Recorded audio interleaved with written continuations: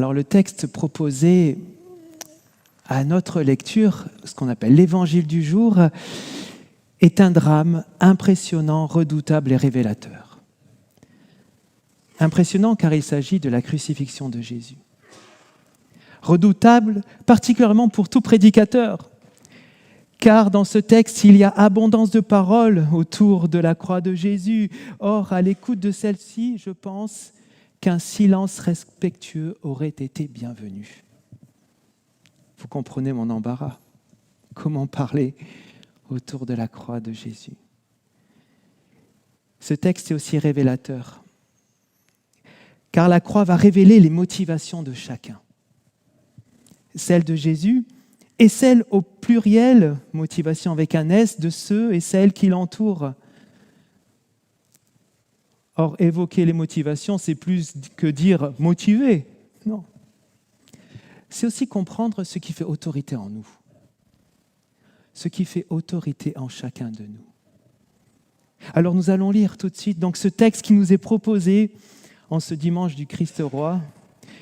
C'est dans l'évangile de Luc, au chapitre 23.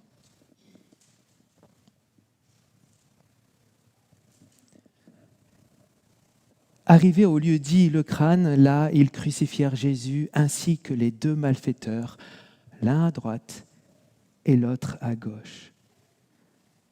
Mais Jésus disait, « Père, pardonne-leur, car ils ne savent pas ce qu'ils font. »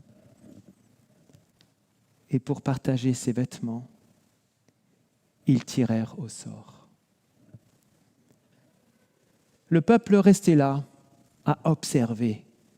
Les chefs, eux, ricanaient, ils disaient « Il en a sauvé d'autres, qu'il se sauve lui-même s'il est le Messie de Dieu, l'élu. » Les soldats aussi se moquèrent de lui. S'approchant pour lui présenter du vinaigre, ils dirent « Si tu es le roi des Juifs, sauve-toi toi-même. »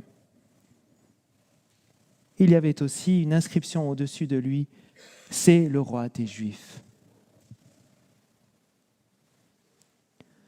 L'un des malfaiteurs crucifiés l'insultait. « N'es-tu pas le Messie? Sauve-toi toi-même et nous aussi. » Mais l'autre le reprit en disant « Tu n'as même pas la crainte de Dieu, toi qui subis la même peine. Pour nous, c'est juste. Nous recevons ce que nos actes ont mérité. Mais lui n'a rien fait de mal. » Et il disait, « Jésus, souviens-toi de moi quand tu viendras comme roi. » Jésus lui répondit, « En vérité, je te le dis, aujourd'hui tu seras avec moi, aujourd'hui tu seras avec moi dans le paradis. » Voilà jusqu'ici pour la parole d'évangile du jour.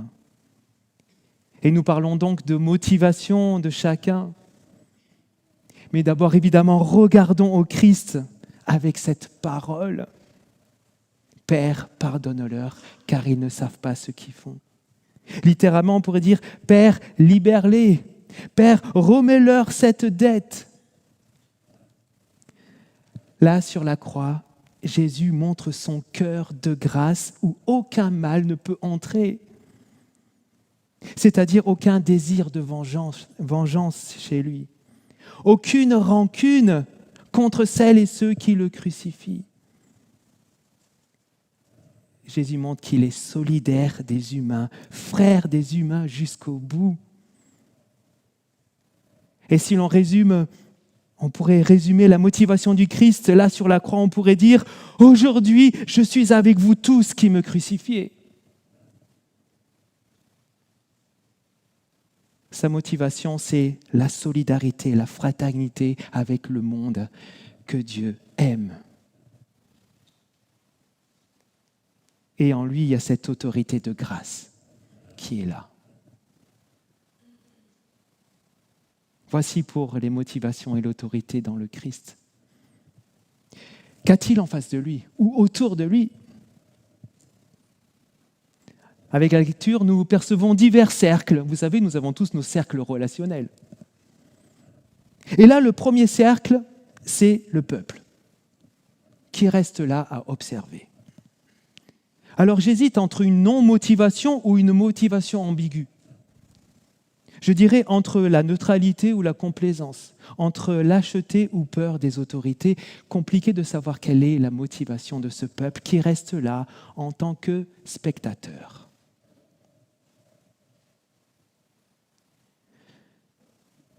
Je dirais motivation ambiguë en tout cas. Et quelle autorité? J'ai l'impression qu'il y a une espèce d'effet de groupe. Personne ne dit rien, donc j'en dis pas plus. Vous connaissez cela, l'effet de groupe. Parfois, il peut être bon comme il peut être négatif. En parlant d'effet de groupe, il y a un autre cercle qui est là. J'appellerais ça le cercle du bashing contre Jésus. Vous savez, le dénigrement. Et là, vous avez pas mal de monde. Il y a les chefs, les guides du peuple. Et à leurs paroles, on a l'impression d'entendre le tentateur. Hein. Si tu es le Christ, si tu es le Christ. Et ils ne sont pas tout seuls, il y a aussi les soldats. Il y a aussi l'un des deux malfaiteurs. Et là, on voit l'effet de groupe. Effet néfaste. Et j'ai l'impression qu'ils sont tellement motivés pour le dénigrement que leur parole devient assassine. Leur motivation, c'est aussi éliminer Jésus. Et on peut se penser, mais qui a autorité en eux pour parler ainsi devant quelqu'un qui meurt?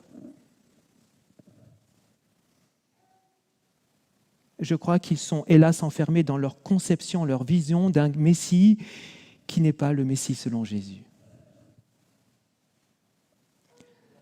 Motivés pour le dénigrement et ayant cette autorité en eux de la conception.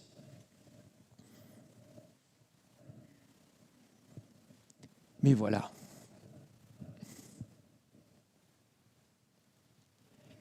Mais voilà. Quelqu'un d'autre est là aussi. Le deuxième malfaiteur. Et en méditant ce texte, j'ai eu envie de l'appeler le résistant. Le résistant. Mais l'autre. Sa motivation, je crois que c'est tenter de comprendre ce qui se passe. Et je perçois qu'il avoue l'énigme du Christ à ses côtés. Il a quelque chose d'illogique là. Et cela s'articule dans deux choses. Pour nous, mais lui. Pour nous, cet homme reconnaît ses justices. Bon, une justice rétributive. Tu paies selon tes actes, peu importe tes circonstances de vie. Tu paies. Mais voilà, la justice rétributive, elle bute contre quelque chose. Mais lui. Celui qui n'a rien fait de mal, le juste quoi? Jésus incarne le juste qui souffre. Et là, on a une réponse à toute la question de l'Ancien Testament qui se pose cette question. Pourquoi est-ce que le juste souffre? Et on pense à Abel, on pense à Job, on pense à plusieurs psalmistes. Pourquoi le juste souffre-t-il? Pourquoi lui? Ce n'est pas logique. Il devrait être béni de Dieu puisqu'il est juste. Et je crois que ça doit ajouter au désarroi, au désespoir à ce second malfaiteur. Mais vous savez que c'est quand le désespoir est complet que l'espérance arrive. Et dans les ténèbres de la croix, la lumière advient. En fait, je perçois que cet homme va comprendre que Jésus se montre solidaire, fraternel. Le juste est à côté de moi, car il se laisse condamner pour être avec moi. Il est avec moi jusque dans cet enfer de la crucifixion.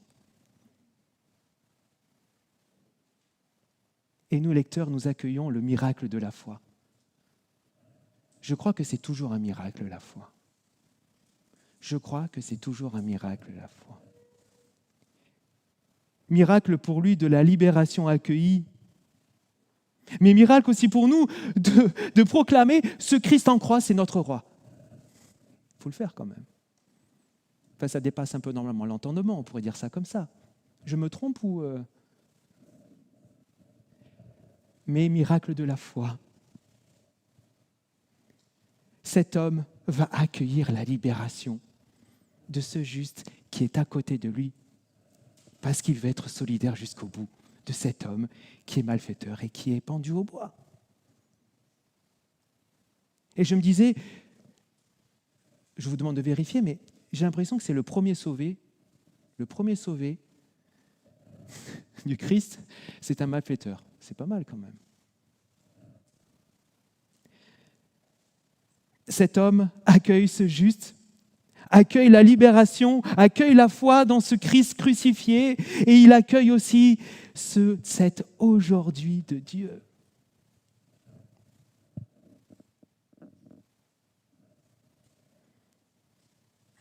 Oui, Jésus proclame l'aujourd'hui de Dieu sur cet homme.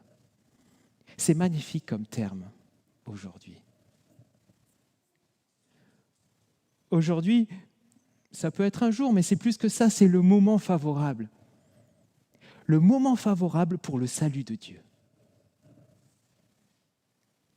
Le moment favorable de l'intervention de Dieu dans le cœur d'un homme. Aujourd'hui, c'est la promesse qui s'accomplit, c'est le salut qui se réalise. Aujourd'hui, entendre cela, c'est comprendre que ce n'est plus le passé qui est notre référence, mais c'est l'aujourd'hui que Dieu offre en Jésus. Entendons bien cela, aujourd'hui, ce n'est plus le passé qui est notre référence, c'est l'aujourd'hui que Dieu offre en Jésus. Et aujourd'hui, pour cet homme, comme pour nous tous, c'est sa présence avec toi, dans la mort, dans la vie, dans l'espérance, dans tous nos projets.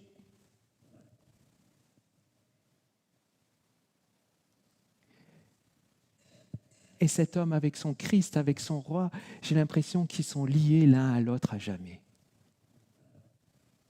Rien ne pourra les séparer dans cet aujourd'hui de libération et cet aujourd'hui de salut. Jusqu'au bout, Jésus se montre solidaire de cet homme, jusque dans l'éternité. Aujourd'hui, tu seras avec moi dans le paradis. Et on entend aussi, aujourd'hui, à jamais, tu seras avec moi. C'est quand même magnifique, cette parole. Et je crois, chers toutes et tous, que le texte du jour, l'évangile du jour nous laisse cette parole motivante. Aujourd'hui, tu seras avec moi. J'avais presque envie que chacun le dise personnellement. Aujourd'hui, tu seras avec moi. C'est une parole motivante parce qu'elle dit sa présence, le lien avec nous, avec chacun de nous, la solidarité du Christ, sa fraternité avec celles et ceux qui l'accueillent.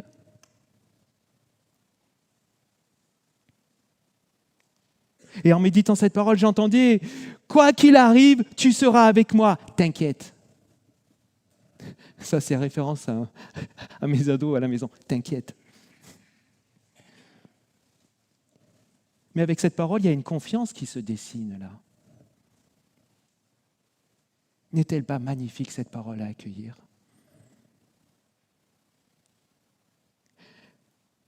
Aujourd'hui, cette parole est aussi un appel. Et c'est une tradition biblique. Aujourd'hui, si vous entendez sa voix, n'endurcissez pas vos cœurs. Vous connaissez cette parole. Et je crois qu'aujourd'hui, tu seras avec moi est aussi notre appel. Cet appel pour rester ou devenir motivé pour le Christ. Motivé pour vivre, incarner cette parole reçue, motivé pour pratiquer cette parole. Je dirais même motivé pour développer cette parole. Aujourd'hui, tu seras avec moi dans... Développons un peu. Aujourd'hui, tu seras avec moi dans ton choix d'aimer les autres malgré tout.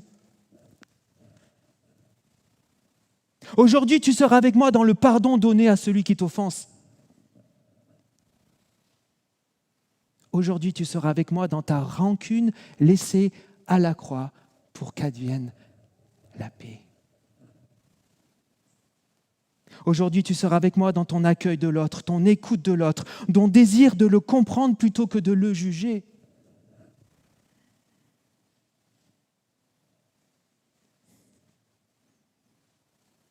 Aujourd'hui, tu seras avec moi dans ta solidarité avec ce monde que le Père aime.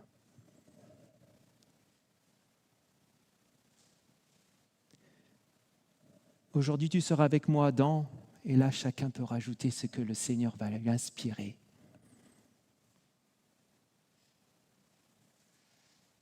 Mais je crois aujourd'hui que le Seigneur nous appelle à vivre cette parole.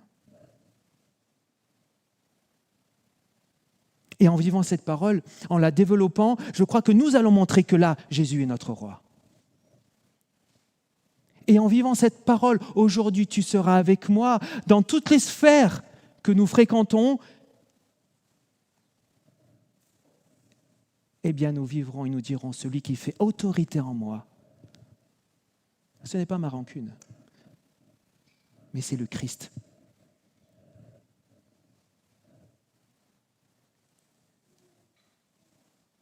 Oui, aujourd'hui, vivons cette parole.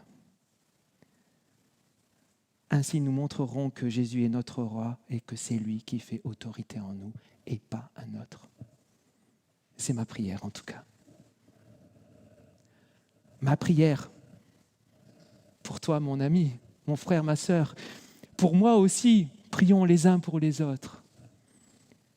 Oui, que cette parole fasse son œuvre en nous. Béni soit le Seigneur, le Père, le Fils et le Saint-Esprit. Amen.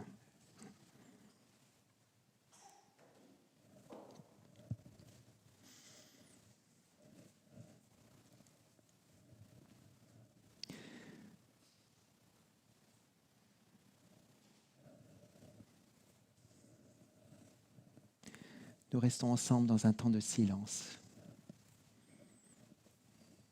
Quelques instants.